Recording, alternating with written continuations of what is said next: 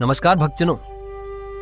पिछले अध्याय में हमने सुना कि जब मनुष्य का अंतिम समय आता है तो उसे कुछ विशेष संकेत मिलने लगते हैं।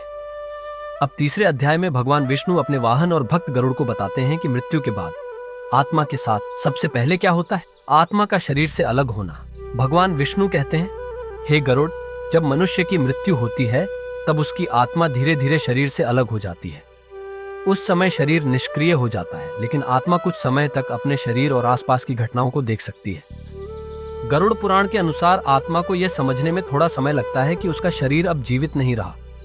यमदूतों का आगमन भगवान विष्णु बताते हैं कि मृत्यु के बाद यामा के दूत उस आत्मा को लेने आते हैं।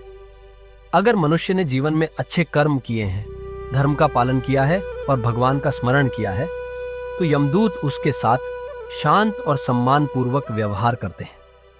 लेकिन यदि किसी ने जीवन में पाप किए हों तो यमदूत उसे कठोरता से अपने साथ ले जाते हैं। मृत्यु के बाद कई आत्माएं कुछ समय तक भ्रम की स्थिति में रहती हैं।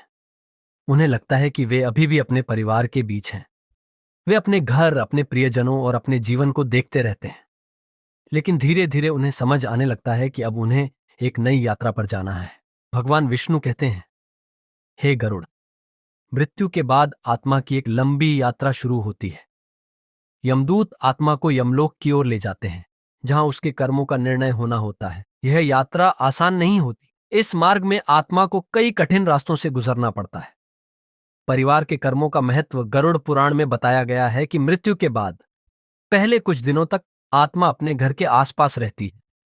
इस समय परिवार के लोग जो पिंडदान, तर्पण और श्राद्ध जैसे धार्मिक कर्म करते हैं, उससे आत्मा को शांति मिलती है। इसीलिए हिंदू धर्म में इन संस्कारों का बहुत महत्व माना गया है। जीवन के लिए सीख भगवान विष्णु गरुड़ जी से कहते हैं, मनुष्य को अपने जीवन में हमेशा अच्छे कर्म करने चाहिए, क्योंकि मृत्यु के बाद धन, संपत्ति या शक्ति किसी काम नहीं आती।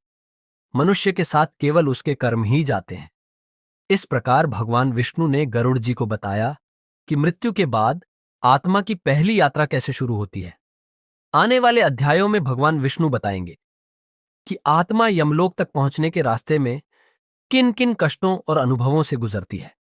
अगर आप गरुड़ पुराण का पूरा ज्ञान सुनना चाहते हैं तो हमारे चैनल के साथ जुड़े रहिए।